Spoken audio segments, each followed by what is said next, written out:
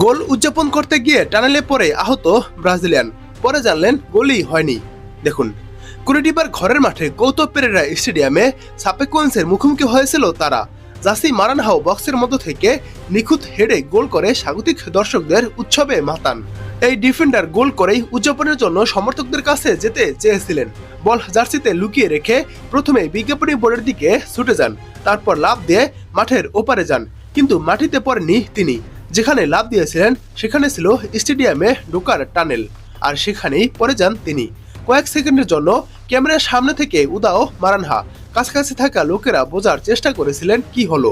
তারপর নিজের চেষ্টায় টানেল থেকে বেরিয়ে এলেও তিনি ব্যথায় মাটিতে লুটিয়ে পড়েন। রাতের অদ্ভুত মুহূর্তের এই দৃশ্য শেষ হওয়ার পরও মাঠে একটি প্রশ্ন থেকে যায়, গোলটি কি হবে? রিভিউর সিদ্ধান্তে মারানহাকে চরম হতাশ করেছে। তিনি অফসাইডে থাকায় গোলটি বাতিল করা হয়েছে। যে গোল উদযাপন করতে গিয়ে অনাকাঙ্ক্ষিত চোট পেলেন তিনি, সেই গোলটি বাতিল হলো। দুঃস্বপ্নের এক রাতে যেন কাটাল ব্রাজিলিয়ান এই ডিফেন্ডার।